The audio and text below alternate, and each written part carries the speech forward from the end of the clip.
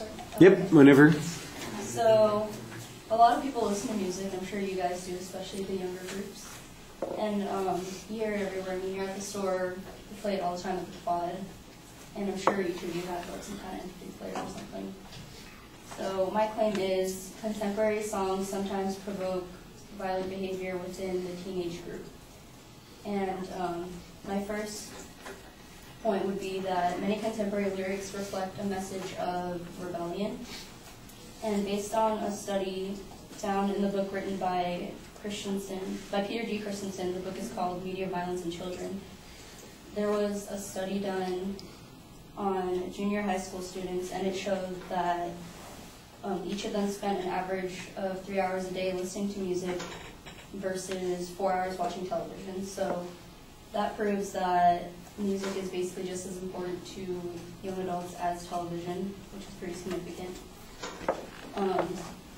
And there was also another investigation done on the top chart songs of 1993 and 2003, and it revealed that majority of top songs contain rebellious messages. So considering that young people listen to that much music, they're taking in all this rebellious, messages, and they're putting it into their actions. And my second point is music influences the listener's moods and outlooks on their current states. So listening to music that reflects your mood will only heighten that state that you're in. So if you're sad, you listen to sad music, that'll make you sadder. If you're angry, it'll make you even more upset. And if you're happy, you listen to happy music, you'll just be happier. And so let's just say if you're angry and you want to take your anger out on someone, you listen to angry music, you're more likely to go through with that. You're more likely to provoke violent behavior.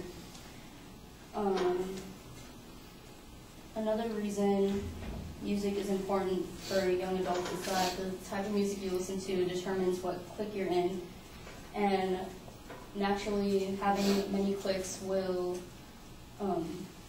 lead to conflict and therefore violence in hand. And my third point is that, never mind. Music is especially influential if there is a trigger. So if you're, like I said before, if you're already feeling upset, let's say there are two people. One of them hates his life. The other person loves life, but they both listen to, let's say, emo music.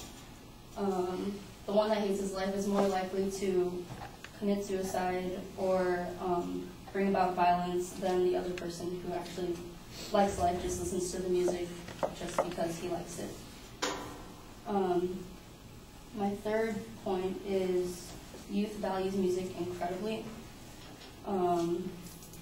Teens listen to music 3 hours a day, as I said before, and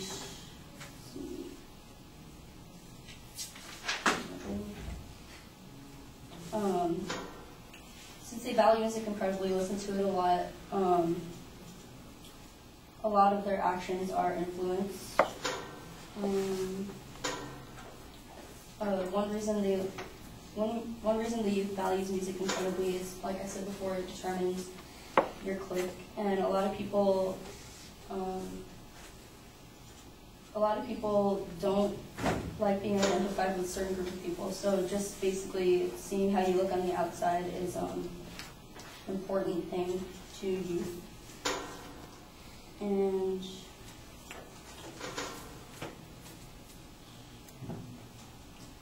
so I just like to say that I believe contemporary songs sometimes provoke violent behavior within the teenage group. How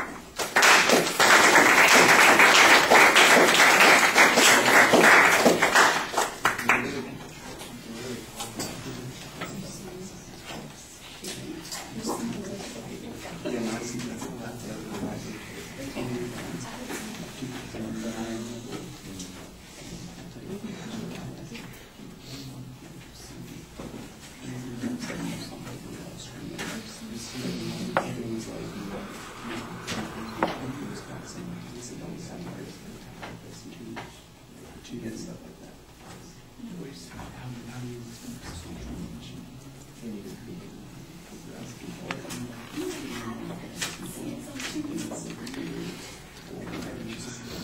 All right, we know what the subject area is. You've got a pretty clear description of your proposition. There's no preview of what the supporting structure is going to be. You did signpost that structure when you got to it, so that was effective. And you try to explain each of the arguments as you go through. The problem is the explanations often make presuppositions that there's no evidence used to back them up. For example, you say at one point, if you're listening to a particular kind of music, you're more likely to follow through on that music, and you're talking about, if you're angry and you're listening to angry music, then you're more likely to be angry. And I'm going, says who? I'm not exactly sure why. Maybe it's the other way around. You're angry, so you choose angry music to listen to. It's not so much that your behavior is going to be affected by the music you listen to as the music's going to reflect the behavior that you already have. I don't know which direction it is, and you don't have any examples of any behaviors that have been altered. You do have a statistic that talks about how frequently people listen to music. There's a pretty vague piece of information that says a lot of the music, I don't remember if there was a statistic on it, had some kind of rebellious theme in it, but you know what?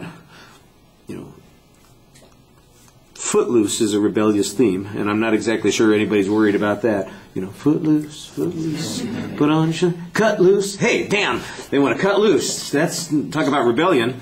Jiminy Crickets, so I'm not exactly sure that that's something that we ought to be worried about. The notion that, emo kids are out there listening to sad music and snuffing themselves, well, how about some examples of some of those emo kids who are doing that? How about an illustration of somebody who knew ahead of time, oh my gosh, this guy is immersing himself in all of this music and this is not going to go well, and they pulled him back and said, no, stop listening to that, instead go out and play. I don't know. I mean, something that is a little convincing. So you've got structure, you've got an idea here, but there's really nothing to substantiate these claims except, like I said, a whole bunch of assumptions.